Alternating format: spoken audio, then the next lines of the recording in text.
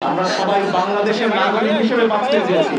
পতিত স্বৈরাচার শেখ হাসিনা আর তার প্রতিপালক নরেন্দ্র মোদী সেটা চাননি।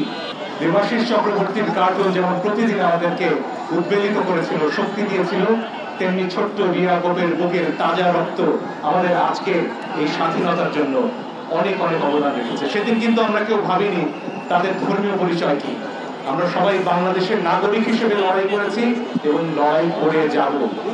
এই দেশে হিন্দু, মুসলমান, বৌদ্ধ, খ্রিস্টান আমরা সবাই বাংলাদেশের নাগরিক হিসেবে বাঁচতে চেয়েছি।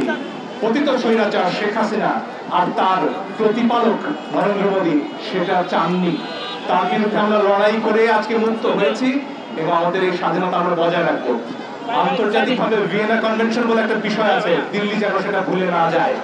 আমাদের দূতাবাসে যা হয়েছে সেটা যে কোনো আন্তর্জাতিক আইনে চরম লঙ্ঘন।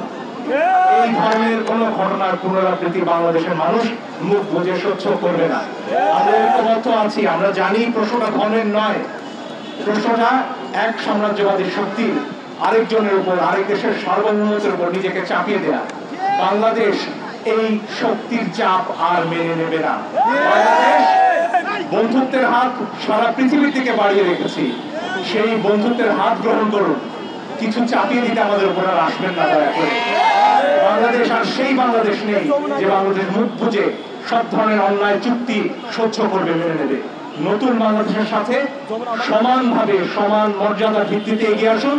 আমরা এখনো প্রস্তুত আপনাদের সাথে বন্ধুত্বের এবং একতার হাত নিয়ে এগিয়ে যেতে। কিন্তু সেখানে যদি বিভেদ ঘটাতে আসেন, বাংলাদেশের মানুষ এই ধরনের ধর্মীয় উস্কানিতে পা দেবে না। বাংলাদেশের মানুষ ঐক্যবদ্ধভাবেই আমার দেশের মানুষের অধিকার এবং বিশ্বের দরবারে আমাদের অধিকার আদায় করে নেবে। অনেক ধন্যবাদ।